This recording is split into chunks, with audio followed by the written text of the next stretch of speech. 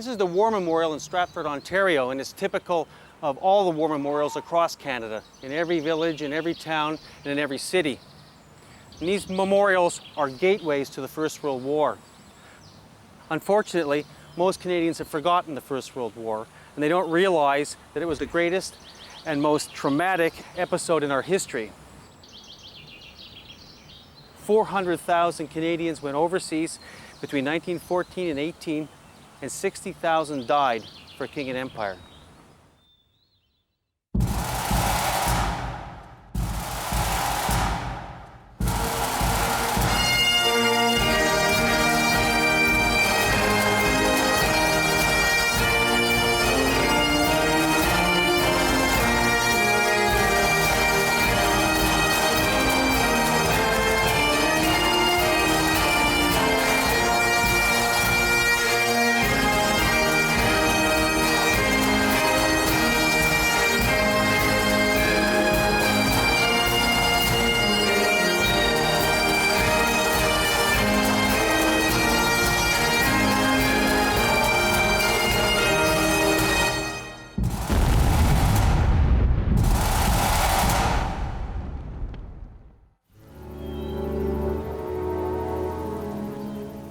The tranquil fields of Flanders, just outside of Ypres in Belgium, so tranquil that it is difficult to believe that total war was born here, and here a whole civilization lost its innocence.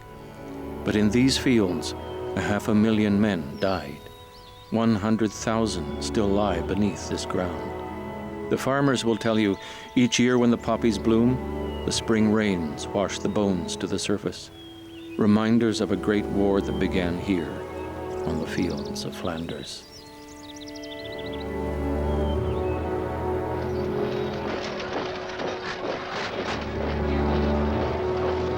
August 1914.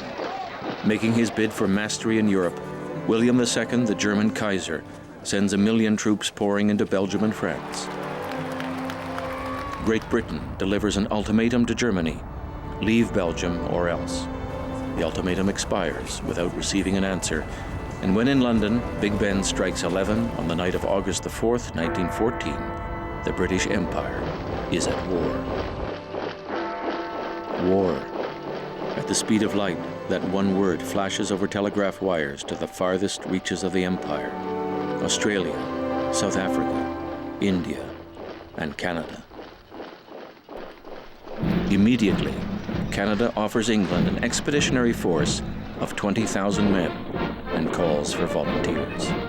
And in Edmonton, Alberta, a 22-year-old journalist, Harold R. Peat, eagerly answers the call. The first feeling of pride came over me, and I'm sure over all the boys, on that eventful night in August, when thousands of people, friends and neighbors, lined the roadside as we marched to the station. Strangely enough, no one was crying. Everyone was cheered. Little did the hundreds of those women, those mothers, dream that this was the last look they would have at their loved ones. Men were cheering. Women were waving. Weeping was yet to come.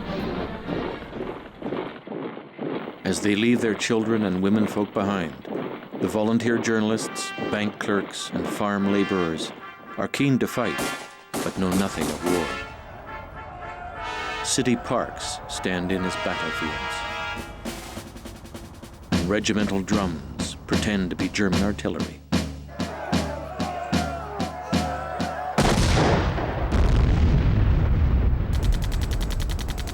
While the Canadians play at war, the real war rages in Europe.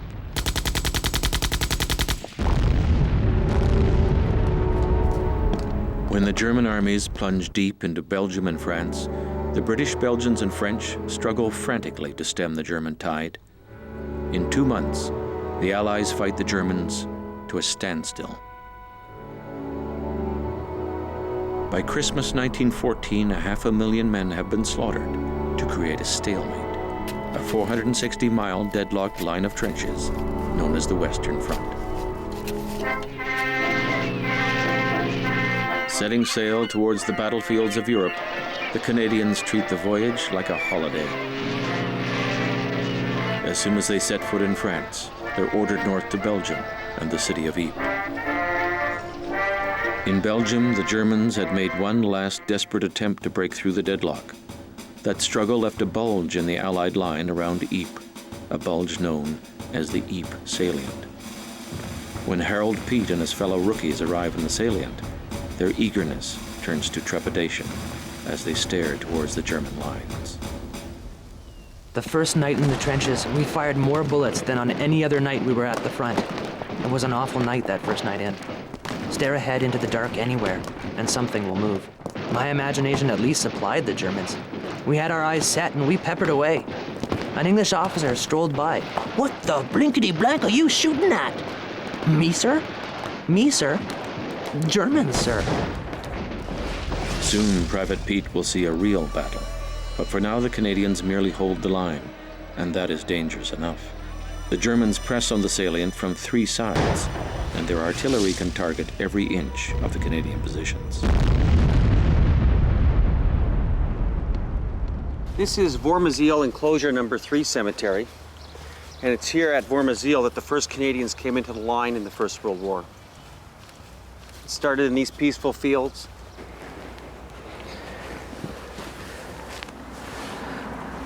This is the grave of the first Canadian killed in the First World War. He was killed near here on the 8th of January 1915. Lance Corporal H.G. Bellinger, Princess Patricias Canadian Light Infantry, 8th of January 1915, age 39. Killed by a German shell after only 2 days in the front line, Lance Corporal H.G. Bellinger is only the first of many. For the salient is about to become the most dangerous place on the Western Front. A few days after the Canadians arrive, German guns surrounding Ypres open fire. The Germans had decided to capture the medieval city, the symbol of Allied and Belgian resistance. Freshly arrived in Ypres is Canon Frederick Scott, a 54-year-old Army chaplain from Quebec City who was volunteered with the 1st Canadian Division to minister to the wounded and dying. It was a bright and lovely spring morning when the whole Canadian Division began its fateful journey to Ypres. Some of us went into the cathedral. The roof was more or less intact, the altar and pulpit in their places. The cloth hall had been burned, but the beautiful stone facade was still undamaged. We had several celebrations of the Holy Communion. It was the first Easter spent away from home.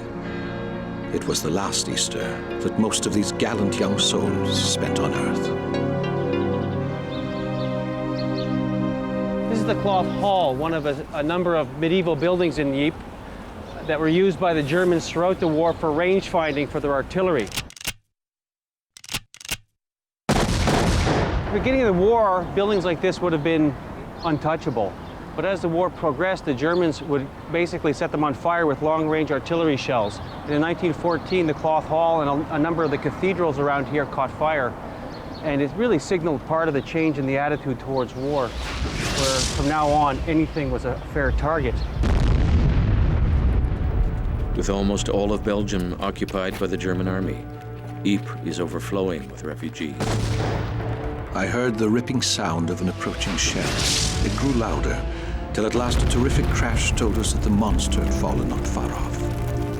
A number of people crowded into an adjoining cellar, where they fell on their knees and began to say litany. It was a pitiful sight. There were old men and some women, and some little children, and a young girl who was in hysterics. They seemed so helpless, so defenseless against the rain of shells. The final and dreadful bombardment of Ypres had begun.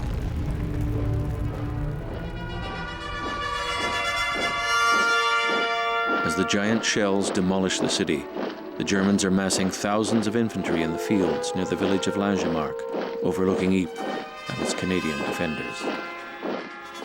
6 months before, in these same fields, the first German assault on Ypres had ended in catastrophe, when the German High Command threw thousands of untrained troops against British regulars. Tens of thousands of Germans died, including 25,000 university students who had eagerly signed up in the first days of the war. This is Landmark German Cemetery, the largest German cemetery around Ypres.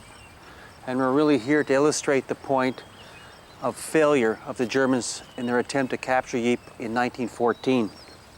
And nothing illustrates this point more than a cemetery containing more than 44,000 German soldiers, including a mass grave here containing almost 25,000 Germans, predominantly killed in 1914 when the Germans tried to capture this area. Each one of these blocks lists the names of roughly 500 German soldiers who were killed around Ypres and are buried in this mass grave. You can see by looking on the list that a number of them were killed in the First Battle of Ypres, where the German soldiers were shot down by the hundreds by British riflemen and machine gun fire. Many of the troops were very young, and it was actually christened at Kindermorden by the Germans, meaning the death of the children. One of them here is a Franz Huber, who was killed in the battle in October 1914. It was one of those hundreds that were shot down coming across the salient.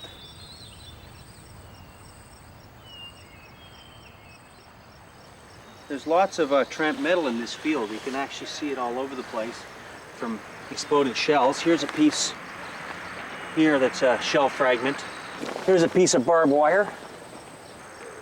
Here's a shrapnel ball. It's not uncommon to find them just sitting on the surface this time of year. And shrapnel, the shell would be full of probably 200 or 300 of these little balls, and it would be fused to blow up overhead so that the little balls would be fired out in an area, a wide area, and it's used as an anti-infantry device and also to try to cut barbed wire. This piece would be from a high explosive shell probably, and the shell, which is a big piece of cast iron like that, would just be blown to smithereens up by the explosion. Needless to say, these items caused the most number of casualties in the Great War. The fields around Landmark were littered with the dead of the German army and the French and the British. And through the winter, those corpses just lay there. So when the Canadians came out in April 1915, they found many of them still lying there.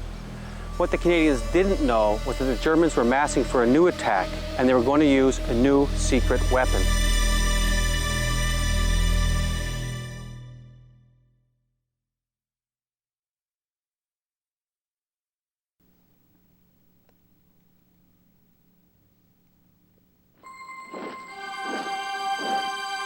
April 22nd, 1915.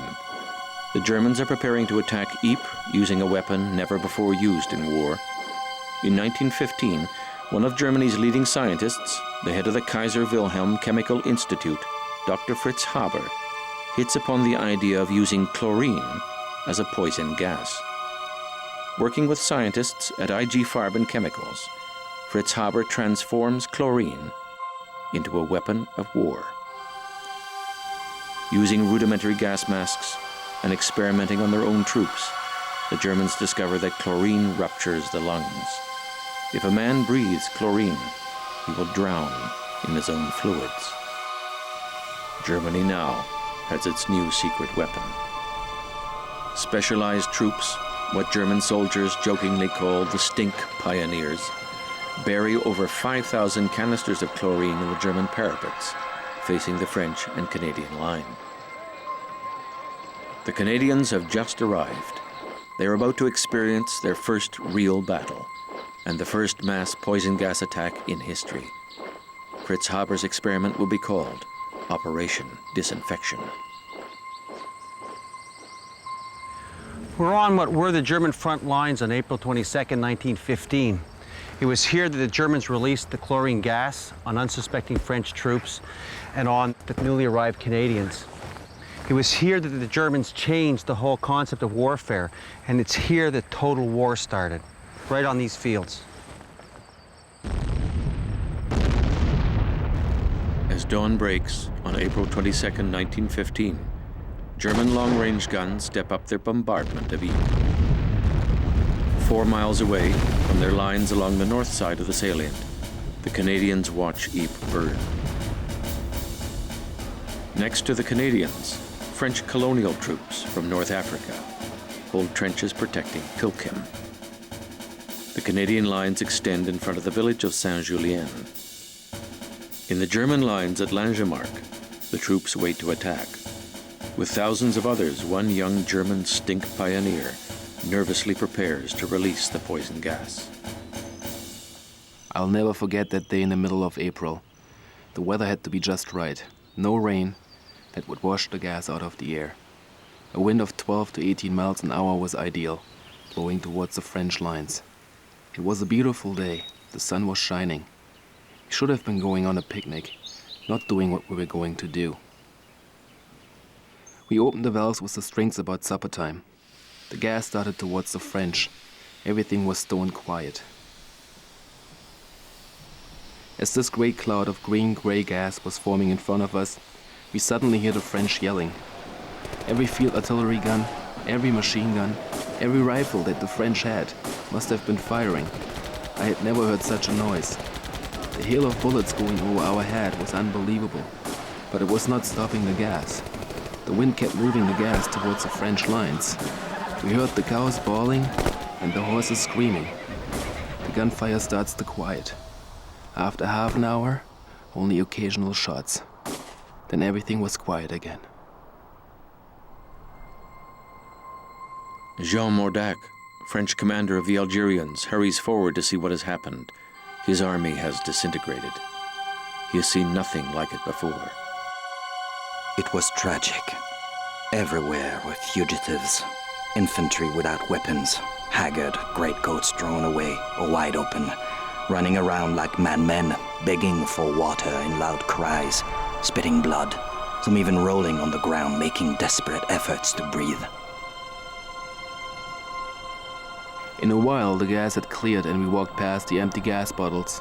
What we saw was total death. The horses, cows, everything, all were dead. The smell of the gas was still in the air. We got to the French lines. The bodies of French soldiers were everywhere. It was unbelievable. You could see where men had clawed at their faces and throats, trying to get breath. Some had shot themselves. These are the fields that were the flank of the Canadian 1st Division on April 22nd, 1915. The Canadian lines were down that way from where I'm standing, and the French lines went over to the other side.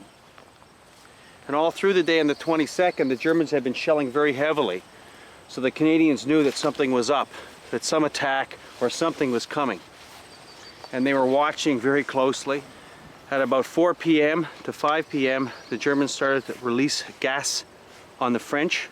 And from this position, the Canadians could actually see the gas forming up in a cloud and just drifting across the field. And they could see the French running in terror, which really isn't surprising. The Canadians had a couple big problems. One, they had no defense for the gas. There was no gas mask at this time in the war.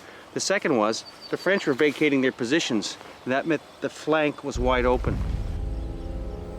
The gas had ripped open a 4-mile gap in the Allied line. Into this gap, thousands of German infantry advance. Only the Canadians now stand between the Germans and victory at Ypres. The Canadians immediately, this is to their credit because they were very inexperienced troops, formed up small groups, and they came into this field here and started shooting at the German infantry who were now advancing behind the cloud.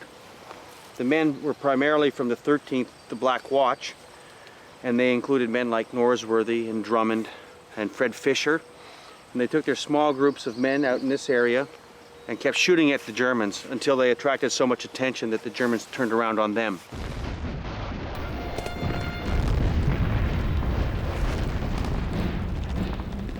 Guy Drummond, a Montrealer, already a millionaire at 26, a member of the best clubs in the British Empire and a friend of the British Prime Minister. Guy rushes into a muddy beet field to rally a few surviving Algerians. With him is Edward Norsworthy, a dashing stockbroker used to gambling with his own and other people's money. Now, Norsworthy gambles his life, leading the Canadians and Algerians against the advancing German infantry.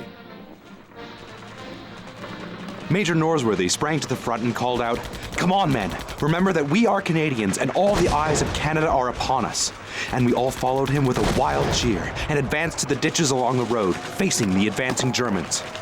The ditches gave us some little protection, and we stuck it there to the last man. In 1919, when they were clearing these battlefields and taking all the remains into the military cemeteries, they came across a wooden cross that said 2 unknown officers of the Royal Highlanders of Canada. And they dug them up, and they found a femur of one of them was so large that it had to be an enormous man. And Drummond was about 6'3". So they could actually identify that it was Guy Drummond, and they knew that Norsworthy had been buried with him. So the 2 of those men were taken to Tynecott Cemetery and reburied and identified.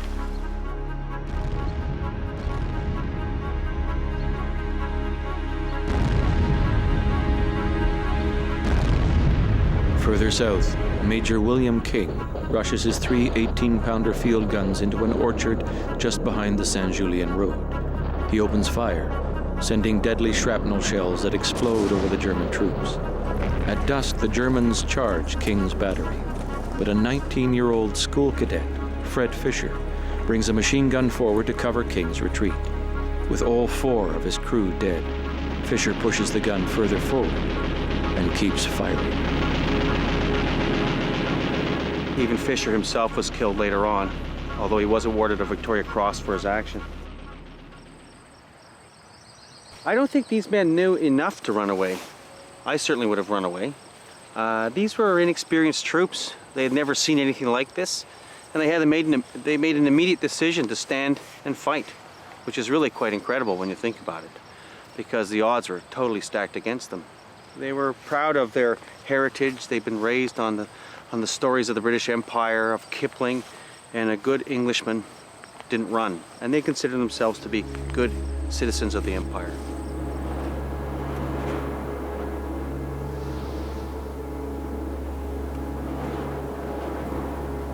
North of Ypres, attached to a Canadian artillery battery, is a brilliant doctor, 42-year-old John McRae. One surgeon described the scene as McRae and the other surgeons struggled to keep up. There are wounds here, wounds there, wounds everywhere. Legs, feet, hands missing. Faces horribly mutilated. Bones shattered to pieces. We're at John McRae's dressing station. It was here on the night of the 22nd, when the attack was 5 or 6 hours old, that McRae was tending to the wounded coming back from the front. This entire area was chaotic. There was Belgian refugees trying to get out of the fighting.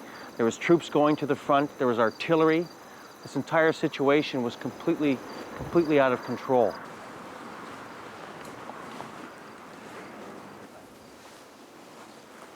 Well, we're right inside McRae's dressing station. He operated here for more than 2 weeks, and I don't know how many hundreds of men he would have treated. Many of them would have been gas cases. The suffering of the men affected him deeply, and throughout the war, he never forgot this experience. But the one that got him the most was on May the 1st, 1915, when his good friend Alexis Helmer was hit by a German long-range shell. The shell had blown Alexis Helmer to pieces. His fellow gunners collected the remains, placed them in sandbags, put these in a blanket, and pinned the blanket together, trying to give it something approximating a human shape. While the guns of the battery fired without ceasing, John McRae recited the Anglican service from memory. It was night. Even a candle would draw German artillery fire. Alexis Helmer was buried in darkness. This is Essex Farm Cemetery. It was established during the Second Battle of Ypres, and the original burials were for those soldiers who died on the way to the front or died at the dressing station. It was overlooking these fresh graves that McRae wrote in Flanders Fields. In Flanders Fields the poppies blow, between the crosses row on row that mark our place. And in the sky the larks, still bravely singing, fly scarce heard amid the guns below. We are the dead. Short days ago we lived, felt dawn, saw sunset glow, loved and were loved, and now we lie in Flanders Fields.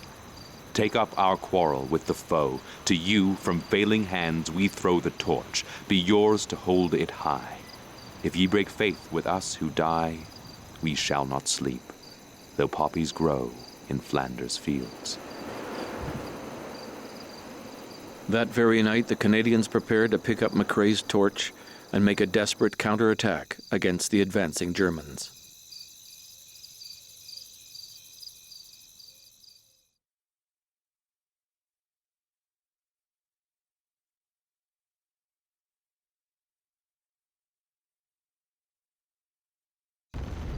As night deepens on April the 22nd, the German attack draws closer to Ypres. The big guns batter the city, fires spread, people flee in panic.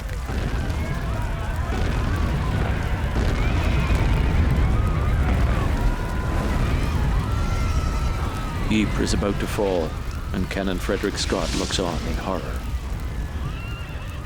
I said to myself, has old England lost the war after all? My mouth became suddenly dry as though filled with ashes. That was one of the most awful moments in my life. Some men came marching up the canal. I called out, "Where are you going, boys?" The reply came glad and cheerful. "We're going to reinforce the line, sir. The Germans have broken through." "That's all right, boys," I said. "Play the game.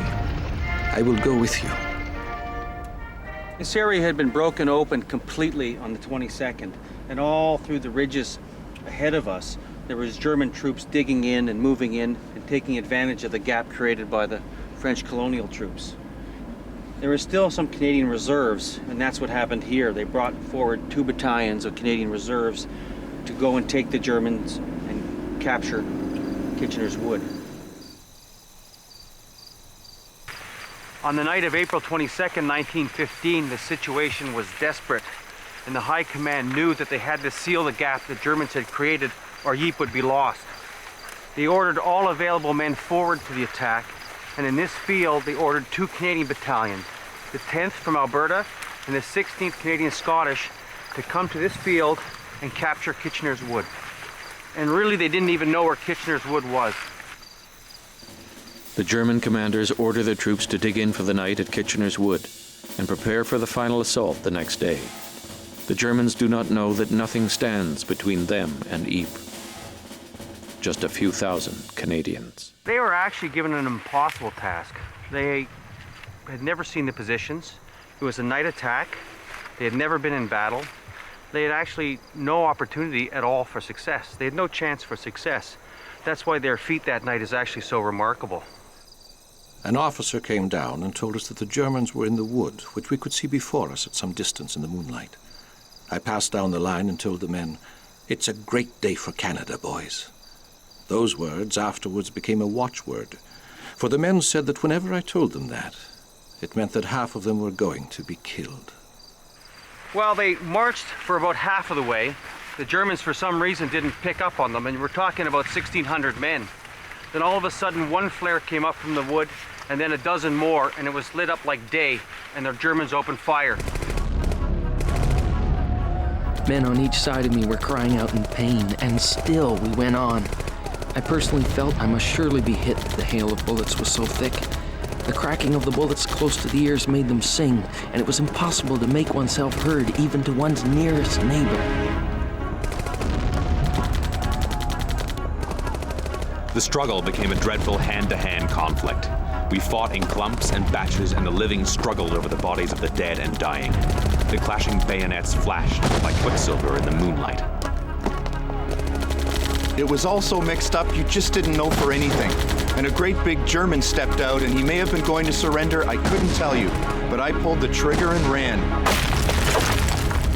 Well, they captured the wood and they secured it, but by 4 o'clock in the morning they had to leave it. Their flanks were up in the air, and they could not hold it anymore. They withdrew from the wood and dug in across these fields. There were about 1,500 men in the initial attack, and about 700 were killed or wounded, just in a couple of hours. We're going to try to find Kitchener's Wood Memorial, which should be up here somewhere along this road. It's a very obscure monument. It's a newer one, and one of the hardest to find on the Western Front. This is the Kitchener Wood Monument. It's right in front of this farmer's house. It's in his front yard, really. And it says Kitchener's Wood, 22nd of April, 1915. There's a plaque here at the bottom.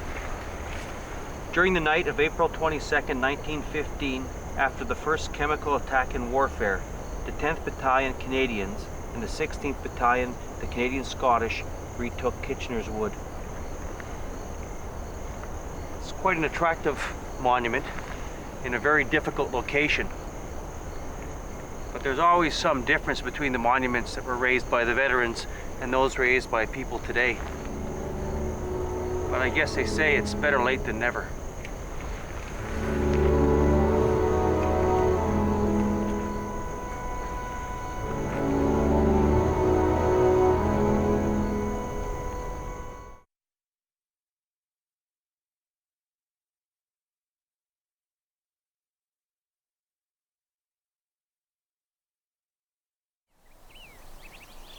As dawn breaks the day after the gas attack, the Canadians follow up their successful assault on Kitchener's Wood. Against overwhelming odds, again and again they attack the German line. Duke Albrecht of Württemberg, commander of the 4th German Army, brings up 34 battalions, 20 of them fresh, to finish off the Canadians, less than 8,000 men. At 4 o'clock in the morning, Saturday the 24th of April, the Germans smash down on the Canadians at the very apex of the salient. First, massed artillery blasts the trenches. Then poison gas floods in. Then behind the gas come 30,000 German infantry. The trench was a weird spectacle. Men were spitting, cursing, groveling, trying to vomit. Some officers had already guessed that water with acid in it would dissolve the chlorine. Piss on your handkerchiefs and tie them over your faces, yells our lieutenant. There are some who do not take this precaution, and they roll about gasping for breath. The great bulk of our men got down into trenches or ditches or anything low because you avoided bullets by doing that, but you didn't avoid the gas, you took it. And when you saw men suffering, dying with the gas, oh, it was a pitiful thing. I stayed up in the high spots. I would rather have the bullets than the gas. There are about 200 to 300 men lying in that ditch. Some are clawing at their throats. Their brass buttons are green. Their bodies are swelled. Some of them are alive, still writhing on the ground, their tongues hanging out. Choking with gas, the Canadians try to hold on. The Ross rifles jam, their obsolete Colt machine guns break down. In pieces of the broken line, the survivors fight on, while the Germans sweep by them, breaking through towards Gravenstaffel Ridge and the village of Saint-Julien. Well, we're on Gravenstaffel Ridge, which was the scene of ferocious fighting on the 3rd day of the battle. The Germans had broken through Canadian positions on the main road, and it created a large gap, and one of their objectives was to capture Gravenstaffel Ridge. There was very fierce fighting along here as all sorts of Canadian troops, everyone who was available, stood up against the Germans. And you can see by where we're standing why Gravenstaffel Ridge is so important. You can actually see Ypres in the distance. Again, it was another German breakthrough and they had to be stemmed. The advance was just flowing all over the place. They were right at this point fighting with the Canadian troops in St. Julien village and had already surrounded them, in fact. They didn't know that at the time. So the Germans now are pouring through this gap between where we stand and St. Julien village in the hollow. Each farmhouse, each barnyard, each ditch becomes a slaughterhouse. The Canadians turn each building briefly into a redoubt. In the middle of the fighting for Saint-Julien is Private Harold R. Peat. Every man was engaged. Cooks, doctors, stretcher bearers, chaplains. Everyone held a rifle. The wounded had to take their chances because there was no way of conveying them back to shelter. As the day passed, 2,000 of us were still in the old position. Still, we held in our safekeeping the road to Calais, to Paris, to London and farther, the key to world power, which the Kaiser coveted. Later, a bullet ripped through Private Peat's shoulder. For the rest of his life, his right arm was paralyzed.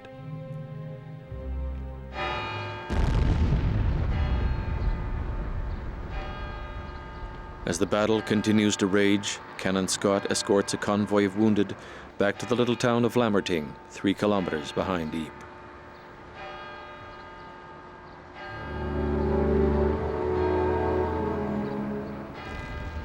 When we reached Flamerting, we were compelled to use the church, and it also soon became a scene of suffering.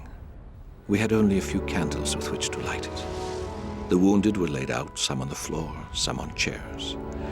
Once, the silence was broken by a loud voice shouting out with startling suddenness, "Oh God, stop it!" He was a British sergeant. He would not speak, but I think in his terrible suffering, he meant the exclamation as a kind of prayer. Then I said, "Boys, the curé won't mind your smoking in the church tonight, so I'm going to pass round some cigarettes. Let's have a prayer for our comrades up in the roar of battle at the front. When I say the Lord's Prayer, join in with me, but not too loudly, as we don't want to disturb those who are trying to sleep."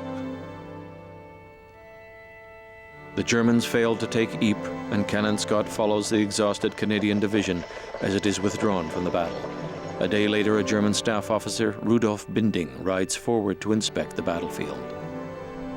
April 27, 1915. The battlefield is fearful. One is overcome by a peculiar, sour, heavy, and penetrating smell of corpses. A sleeping army lies in front of us. They rest in good order and will never wake again. Canadian divisions. The enemy's losses are enormous.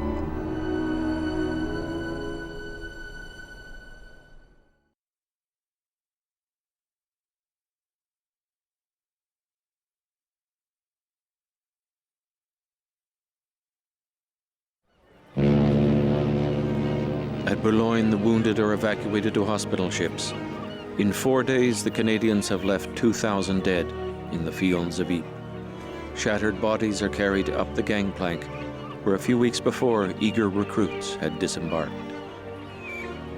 Ypres is in ruins, but the Canadian division had held the line, and the city is still in Allied hands. The Germans mass for another assault, centered on Belvoir Ridge, the last bit of high ground defending Ypres. And holding Belvoir Ridge is the only Canadian unit still left in the line, the Princess Patricia's Canadian Light Infantry. Dear Mabel, Galt, Niven, and I sleep in one little dugout. I forget if the baseball bats did arrive.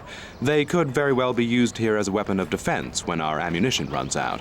We now have only 400 fighting men and 7 officers left. It seems to be certain that this line cannot be held, and we are only making a bluff at it. Well, goodbye, old girl.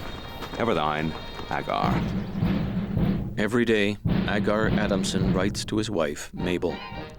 48 years old and blind in one eye, Agar was one of the first to sign up with the Princess Patricia's Canadian Light Infantry, a regiment of men who had already fought for the Empire, and which begins the war with the Imperial British Army, not with the Canadian Division.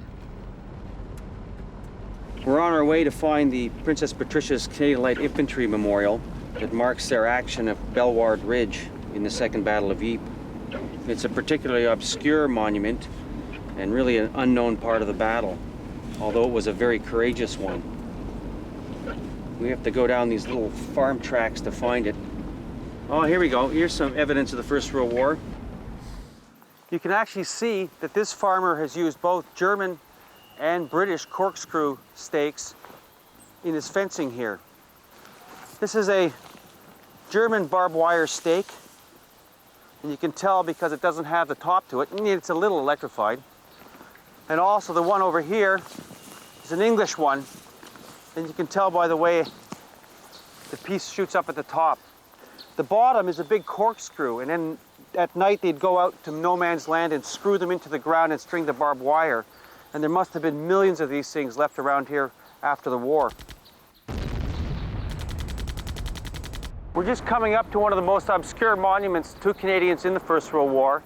It's to the Princess Patricia's Canadian Light Infantry, and it commemorates their action here at Belvoir Ridge in May 1915. It's got a very poignant inscription, and it reads, "Here, 8th May 1915, the originals of the Princess Patricia's Canadian Light Infantry, commanded by their founder, Major A. Hamilton Galt, DSO, held firm and counted not the cost." The Patricias suffered more than 400 casualties in this battle, and it took place on that ridge just behind the monument.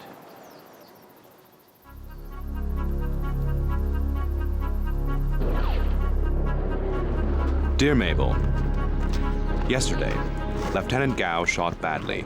4 men killed, 9 wounded, 2 went mad and had to be disarmed. 6 are in what is called a state of collapse, having been shelled all day and having to remain underground all day. Today, in advanced trenches since last night under very heavy artillery fire. Living in deep ditches. 5 killed, 11 wounded, 1 machine gun smashed to pieces and crews buried and wounded. Gray was badly shot. Ever thine, Agar. The Battle of Belvoir Ridge was a continuation of the Second Battle of Ypres. It's now about 2 weeks later since the gas attack took place, and now the Germans are putting more pressure on the Canadians, and in this case Canadians, and the British forces in the area. Here. This is a 303 bullet, which would be British or Canadian. It's been fired, so you can see the rifling marks in the bullet. Could have been fired in the Battle of Belvoir Ridge. We're now on top of the Belvoir Ridge, where the fighting actually took place. And here's some leather, either from a boot or from a pouch. Here's a piece of webbing equipment. This would be British. This I can't tell what it is. There's a lot of material up here. Here's another piece. This is a part of a fuse. Looks like from a British shell, an 18-pounder.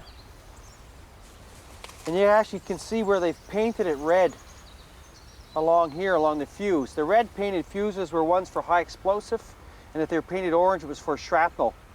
For high explosive, you don't usually find much at all because they'd be blown to smithereens. At dawn on the 8th of May, in another effort to break through to Ypres, the German guns open a tremendous barrage, and their infantry rushes the Patricias. Watching the attack begin is Corporal Edward Edwards. At 6:30, the morning stillness was punctuated by a single shell, which broke barely in our rear. And then the ball commenced. They poured in a very destructive enfilade fire which swept up and down the length of the trench like the stream of a hose, making it a shambles. Each burst of high explosive shells, each terrible pulsation of the atmosphere, if it missed the body, seemed to rend the very brain, or else stupefied it.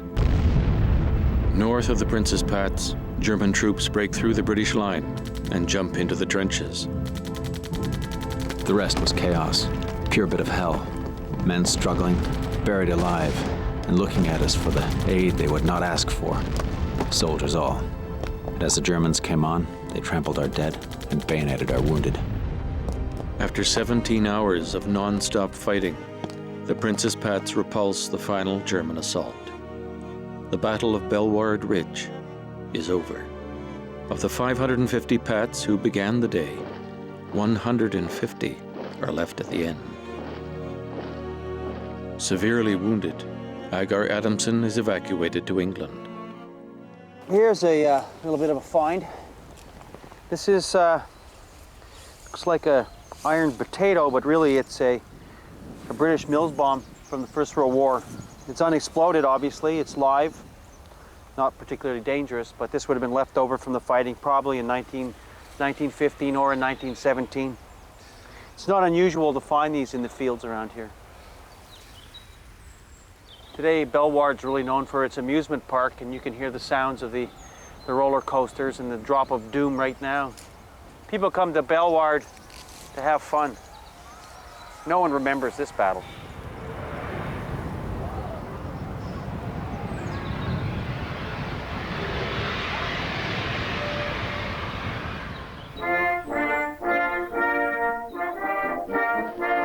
At Kitchener's Wood, at Saint-Julien, at Belvoir Ridge, Canada's amateur soldiers had come through their baptism of fire and saved the city of Ypres, but at a terrible cost.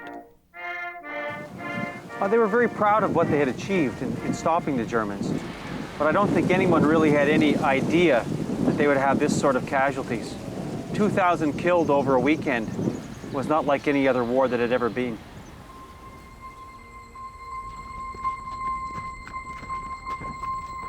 The Allies expressed outrage at Germany's use of poisoned gas, but within months they used it themselves. And in the war, poisoned gas scarred, maimed, and killed well over 1 million men.